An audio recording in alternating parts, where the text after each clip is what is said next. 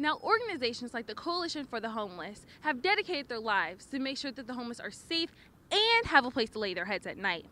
This organization is a nonprofit and has helped more than 500 individuals and families in the Washington, D.C. area.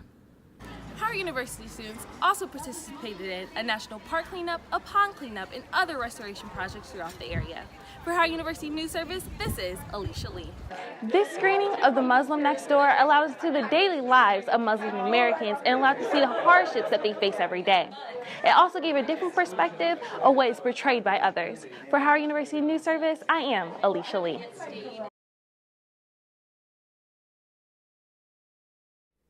In Washington, D.C., the cost of living is very high.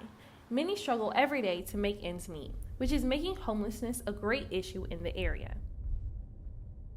I think the condition of homelessness in D.C. visually is getting better, but I just think people are being displaced because of gentrification. I don't think people I don't think the condition statistically is getting better. According to Point in Time, homelessness in D.C. decreased by 11%. At one point, you would see homeless people everywhere. You would see homeless people downtown. You would see homeless people in Georgetown. I don't see them as much, but I'm sure that they aren't getting homes. I think they're just being displaced. Now, organizations like the Coalition for the Homeless have dedicated their lives to make sure that the homeless are safe and have a place to lay their heads at night. This organization is a nonprofit and has helped more than 500 individuals and families in the Washington, D.C. area. The Coalition for the Homeless was created in 1979. Their purpose is to help homeless people and families in D.C. so they can meet their full potential.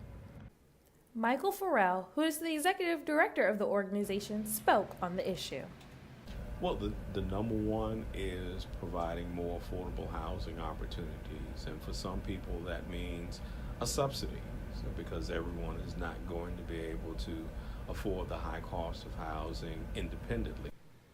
The Coalition for the Homeless has contributed to many efforts when it comes to homelessness. Homelessness in Washington, D.C. is still a major issue, and it will take efforts from public office and the community to improve it. For Howard University's news services, this is Alicia Lee.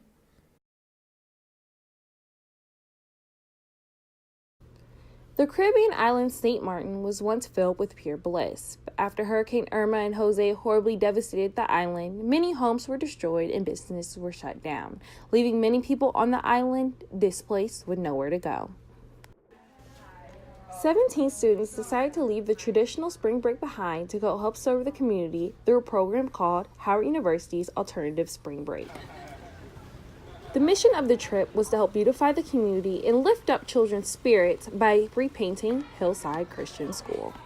They apparently had a couple of roofs blow away during the hurricane, and they've started rebuilding. So we're helping them repaint some of their walls on these buildings. One student was also able to explain why she believes projects like this are important.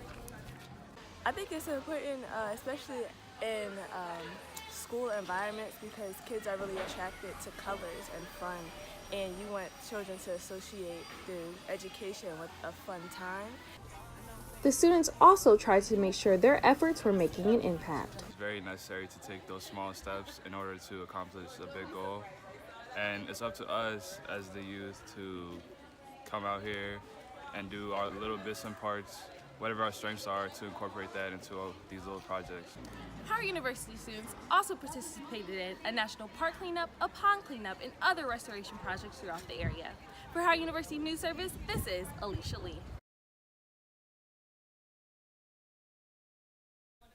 The Muslim American Leadership Alliance, also known as MALA, had a premiere screening of the first installment of America's Inside Out with Katie Couric, entitled The Muslim Next Door. The episode showed clips of the current political climate and how much discrimination there is towards Muslims in the U.S. But only about half of all Americans say they've ever even met a Muslim. After the screening, panelists and the audience spoke on their thoughts on the film and their own experiences. There did lack a little bit of diversity. There weren't any black Muslims except for the two celebrities, which someone in the audience pointed out as a concern. And I think that it really pointed out that colorism is real in any community. I thought it was very well done. I thought it captured a lot of the nuances of the Muslim American experience. I think it particularly, though, narrowed in on challenges around stereotypes or biasy. The moderator and the co-founder of Mala also talked about what it's like being Muslim in America. When I first, started Mala with my co-founders, we knew that we were tackling, a big issue, but, the response from, the American community at large was very powerful.